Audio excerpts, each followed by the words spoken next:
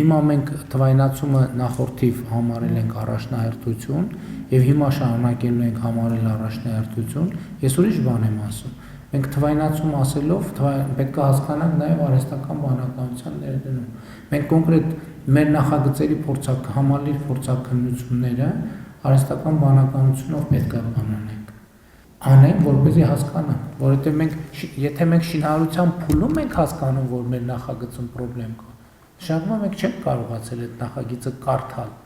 կամ կարդացել ենք չենք հասկացել։ Հակառակ դեպքում մենք հենց նախագծման փուլում կիմանայինք, որ մեր նախագծում խնդրեմ կա։ Մենք հիմա սուպեր համակարգիչ ունենք։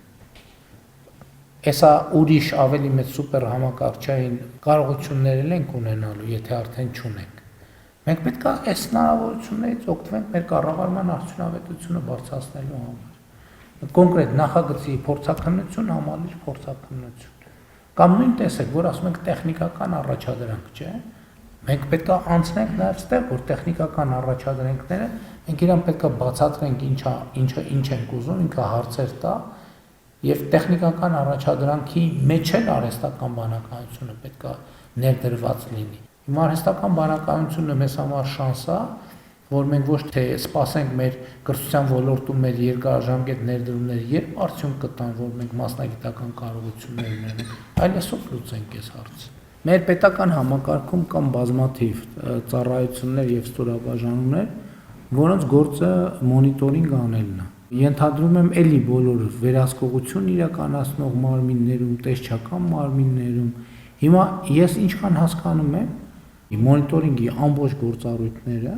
կարելի է դնել արհեստական բանականության վրա, որովհետև դա այն բանն է, որ հաստատ ոչ մեկ ավելի լավ չի կարող անել, որովհետև մոնիտորինգը նշանակում է ուշադրություն տեղի ունեցող process-ների նկատմամբ։ Իսկ մարդկային մոնիտորինգը միշտ ինչ-որ բան աչքից բաց է թողելու։ Հետևաբար մենք կարող ենք այսպիսի խնդիր դնել, որ որտեղ մոնիտորինգ արվի միայն արհեստական բանականության գործիքով։ Այսինքն խնդիրը առաջադրվում է եւ արհեստական բանականությունն է անում։ Դա վստահաբար կարող ենք անել օրինակ ՊՎԾ-ում, դա տեսչական մարմինները այսպիսի գործառույթներ անում են եւ այլն եւ այսպես շարունակ։